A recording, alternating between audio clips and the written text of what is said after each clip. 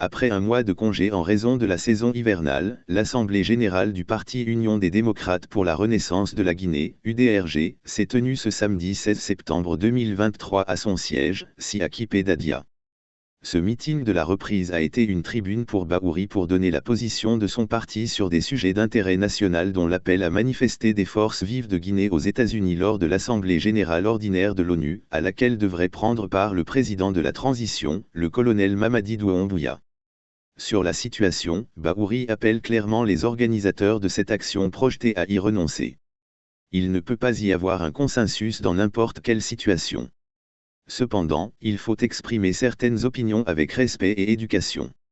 Le fait que le colonel Doumbouya se rende à l'Assemblée générale des Nations unies n'est pas pour sa personne, mais pour représenter le peuple de Guinée. Ceux qui veulent manifester, si seulement ils m'avaient consulté sur une éventuelle stratégie, je leur aurais dit que le président de la transition est ouvert à rencontrer nos compatriotes vivant aux États-Unis. Beaucoup d'entre eux aimeraient l'écouter et lui présenter leurs doléances.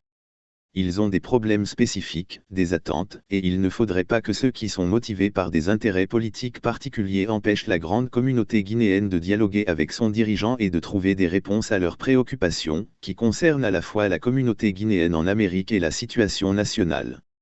Je leur aurais demandé de surseoir à toute forme de manifestation et de désigner des délégués qui pourront rencontrer les autorités de la transition pour exprimer leurs préoccupations, leurs attentes, ainsi que les raisons de leur frustration.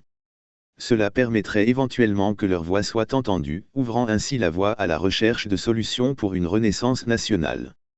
Cependant, si dès le départ, ils choisissent de manifester bruyamment, il est évident qu'il sera difficile d'obtenir une audience lorsqu'il n'y a que des cris, a suggéré l'ancien ministre chargé de la réconciliation nationale.